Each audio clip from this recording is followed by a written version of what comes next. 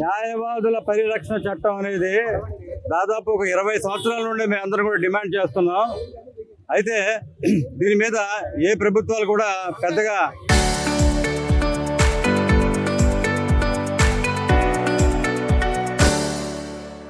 పట్టించుకోలేదు. కానీ ఈ మధ్యకాలంలో 3 రాష్ట్రాల్లో ఈ యాక్ట్ని ఇంప్లిమెంట్ చేయడం జరిగింది. అసలు ఈ న్యాయవాదుల పరిరక్షణ చట్టం అనేది ఎందుకు అవసరం అనేది ప్రజలందరూ తెలుసుకోవాల్సిన అవసరం ఉంది. ఎందుకంటే భారతదేశంలో ప్రజల హక్కులు పరిరక్షించబడాలి, రాజ్యాంగబద్ధంగా వారి హక్కులు పరిరక్షించబడాలి. ప్రజలందరూ కూడా సమన్యాయం జరగాలంటే వాళ్ళు ఏ కులానికి, ఏ మతానికి, ఏ ప్రాంతానికి చెందినవారైనా సరే వాళ్ళకి ఏమైనా కష్టాలు వచ్చినప్పుడు వాళ్ళు ముందుగా వెళ్ళేది పోలీసుల దగ్గరకో, అథారిటీస్ దగ్గరకో, రాజకీయ నాయకుల దగ్గరకు కాదు, న్యాయవాది దగ్గరికి వెళ్తారు. ఎందుకంటే అందరికీ అన్ని చోట్ల అందుబాటులోగా ఉండేవాడు న్యాయవాది. ఆయన బలంగా స్ట్రాంగ్గా ఉంటే, ఎందుకంటే అతను ఒక రాజ్యాంగబద్ధంగా అది న్యాయ వ్యవస్థలో ఒక పిల్లర్ లాంటోడు.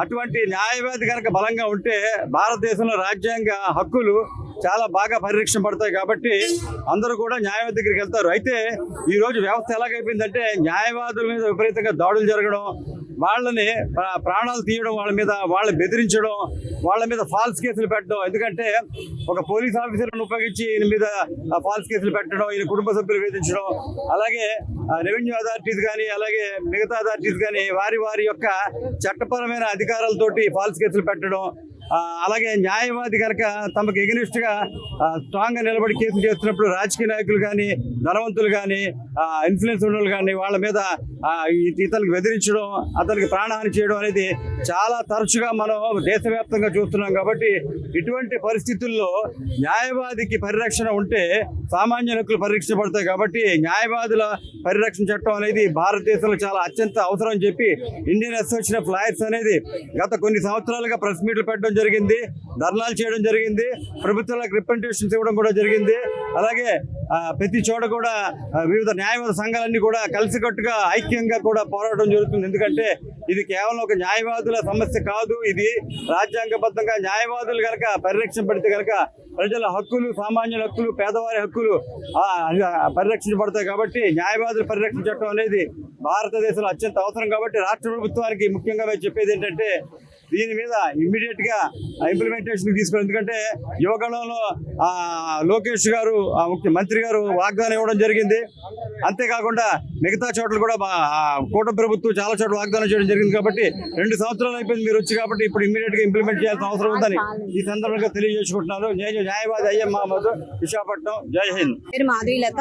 ఇక్కడ విశాఖపట్నం డిస్ట్రిక్ట్ కోర్టులో అడ్వకేట్ గా నేను ప్రాక్టీస్ చేస్తూ ఉన్నాను. ఈ రోజు మా అడ్వకేట్ ప్రొటెక్షన్ యాక్ట్ కోసం మేమందరం మా గళాన్ని విప్పించడానికి వచ్చాము. నారా లోకేష్ గారు ఎప్పుడైతే మాకు యువగలం అనే దాంట్లో మాకు ప్రొటెక్షన్ యాక్ట్ కల్పిస్తామని చెప్పారు, అలాగే మంత్రి గారు కూడా, ఫరూక్ గారు కూడా ఈ యొక్క హామీని చేస్తామని మాకు చెప్పి ఉన్నారు. వీటిని త్వరగా ఇంప్లిమెంట్ చేయాలని మేము ఒక ప్రొటెక్షన్ మేము చేస్తూ ఉన్నాము. ఎందుకంటే మా న్యాయవాదులకి నిబద్ధతతో కూడిన నిర్భయంగా మేము ఈ యొక్క ప్రొఫెషన్లో మేము కొనసాగాలి అంటే మాకు కఠినమైన చట్టాలు కలిగజేసి మాకు ప్రొటెక్షన్ కావాలి. కొన్ని సందర్భాల్లో క్లయింట్ నుంచి కానీ, లేకపోతే మాకు రాజకీయ ఒత్తిళ్ల నుంచి కానీ, ప్రత్యర్థుల నుంచి కానీ మాకు రక్షణ కరువై ఉంది. సో వాటన్నిటిని కల్పించాలని ప్రత్యేకమైన చట్టం అనేది మాకు రూపొందిస్తే గనక మేము నిర్భయంగా మా యొక్క ప్రొఫెషన్ మేము కొనసాగించగలుగుతాం. అలాగే ఈ చట్టంలో ఏంటంటే అనేక మంది అడ్వకేట్స్ కి, ముఖ్యంగా ఉమెన్ అడ్వకేట్స్ కి చాలా రక్షణ కావాలి, అలాగే ఫెసిలిటీస్ కావాలి. మాకు రక్షణతో పాటు అనేకమైన మాకు ఫెసిలిటీస్ కూడా కల్పించాలని, ఈ చట్టం ద్వారా కల్పించాలని మేము కోరుకుంటున్నాం. త్వరగా ఇది వస్తే గనక మా న్యాయవాదులందరం కూడా హర్షిస్తాం.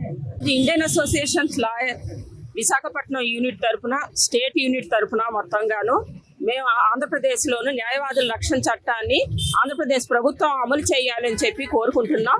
ఎందుకంటే న్యాయవాదుల మీద ఎటువంటి దాడులు జరిగినా, న్యాయవాదుల మీద పార్టీలు దాడులు చేసిన, క్రిమినల్ కేసుల్లో పార్టీలు దాడులు చేసిన, న్యాయవాదుల మీద ఇల్లీగల్ అరెస్టులు జరుగుతున్నప్పుడు కూడా, పోలీసులు ఇల్లీగల్గా ఎఫ్ఐఆర్లు కడుతున్నప్పుడు కూడాను మాకు రక్షణ లేకుండా పోతుంది. మహిళా న్యాయవాదులకి ముఖ్యంగా ఏంటంటే రోడ్ల మీద వెళ్తున్నప్పుడు దాడులు చేయడం, చంపేయడం, పార్టీల విషయాల్లో, రాజకీయ పార్టీల విషయాల్లో మహిళా న్యాయవాదుల మీద దాడులు చేయడం, వీటన్నిటినీ కూడాను మాకు ఒక రక్షణ కావాలి. ఎలాగైతే రాజస్థాన్లో ఇంతవరకు ఓ చట్టం ఉంది, ఆ తర్వాత న్యాయవాదుల మీద జరిగిన దాడుల్లో ధ్వంసమైన ఆస్తులకు కూడా మాకు పరిహారం కావాలి.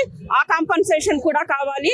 న్యాయవాదులకు సంబంధించి రాజస్థాన్లో ఆల్రెడీ చట్టం అమల్లో ఉంది, తెలంగాణలో ఆల్రెడీ చట్టం అమల్లో ఉంది, పంజాబ్ అండ్ హర్యానాలో కూడాను, ఢిల్లీలో కూడా ఈ చట్టం బిల్లుగా ఉంది. ఇది రేపో మాపో ప్రవేశపెడుతున్నారు.